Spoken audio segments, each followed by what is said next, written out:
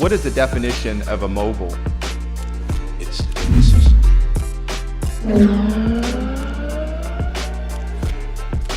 Welcome back to Beige Moguls. Today we have a very special friend of mine, David Christopher Lee. He is a globally renowned celebrity and lifestyle photographer, the founder of a luxury lifestyle magazine known as David's Guide, and has worked with celebrities from Beyoncé, Lady Gaga, Tiffany Haddish, Stevie Wonder, and so many more. Thanks so much for hopping on the show today, David. Thanks for having me.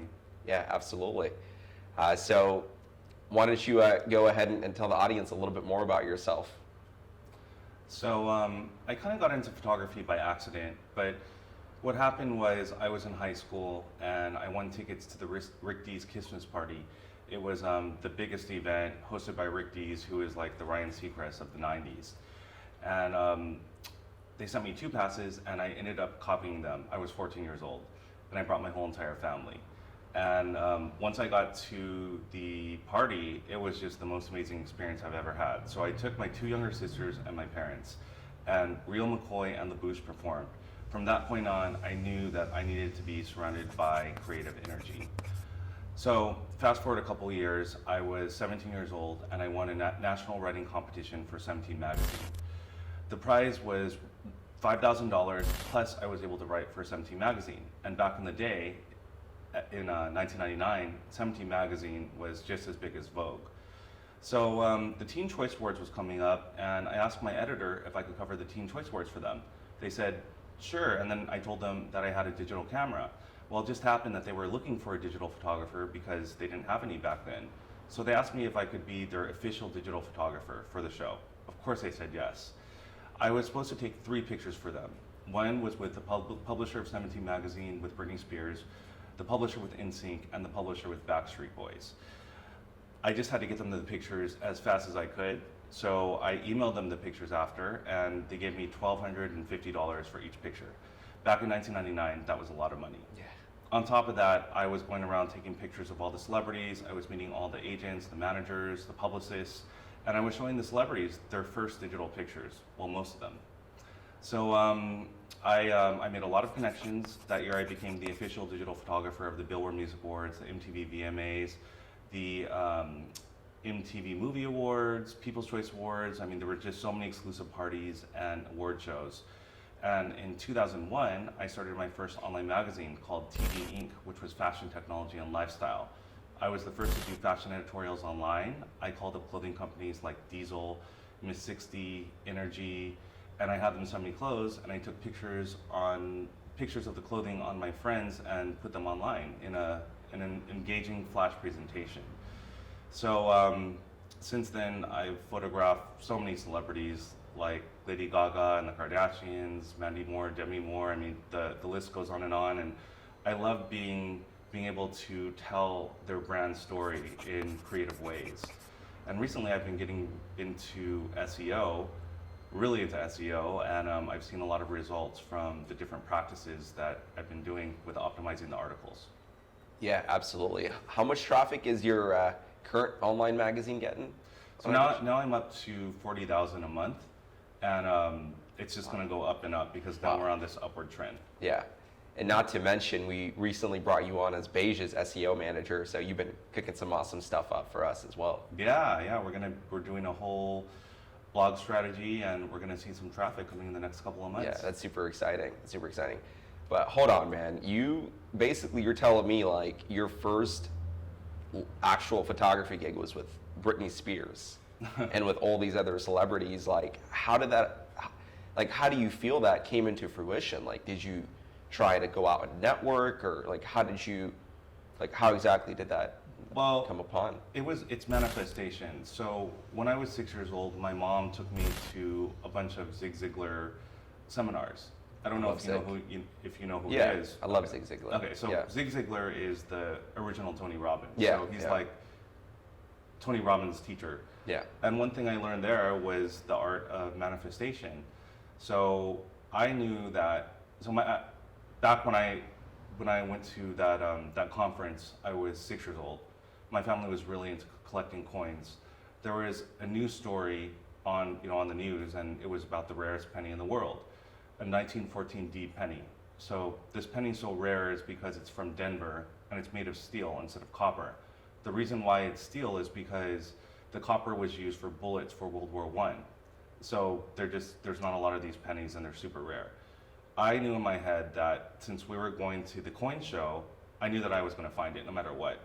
So once I got to the show, I just had it in my mind, I'm going to get this penny, I'm going to get this penny, I'm going to get this penny. I knew that there's this table that all the kids look through. And I went straight to the table and I started looking for the penny. There had to be, I don't know, maybe there were, there's thousands of pennies there. So I just kept on looking and looking and looking.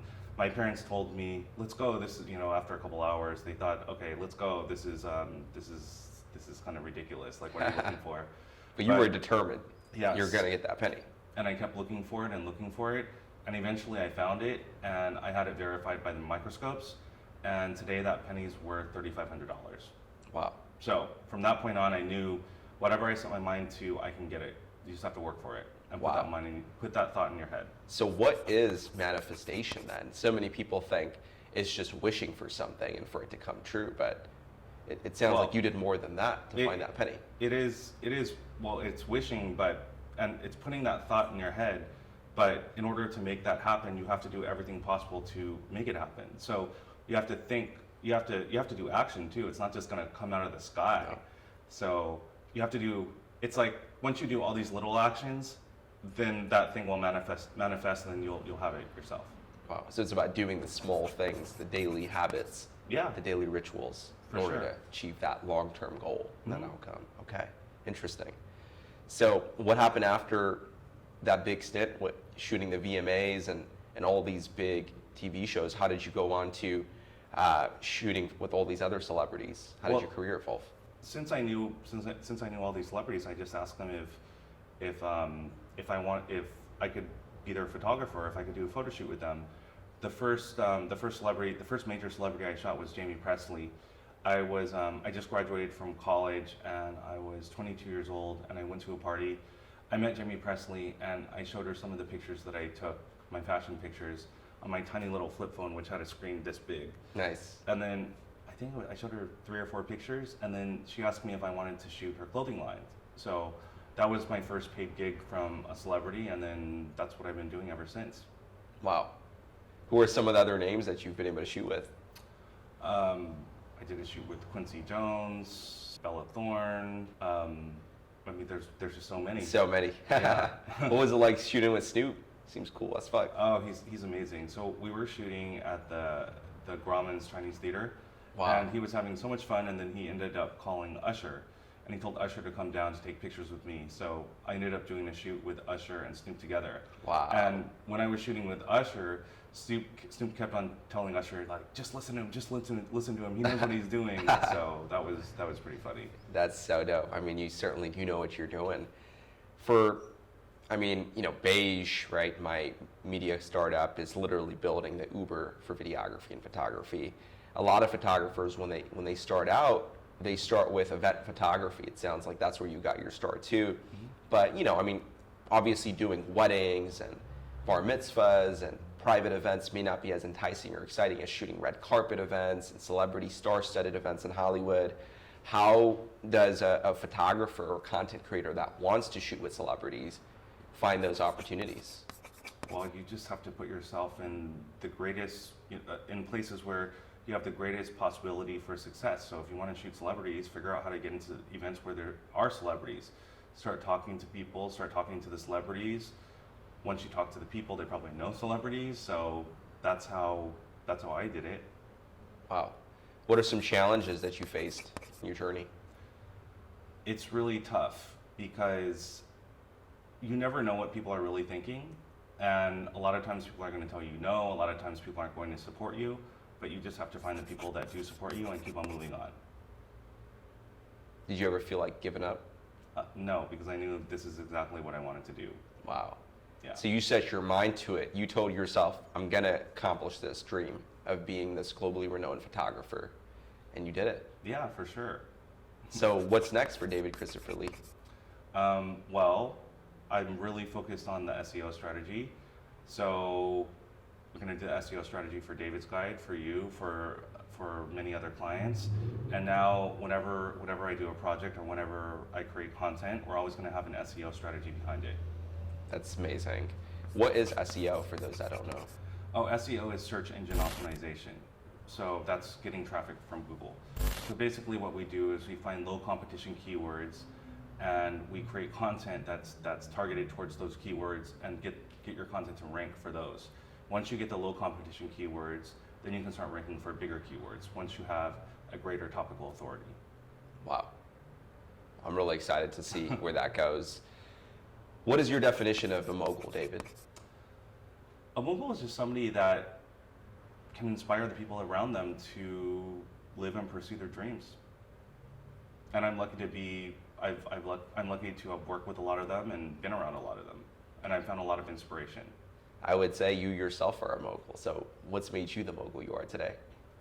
I think it really just has a lot to do with my parents, because my parents were always the ones that pushed me to do whatever I wanted.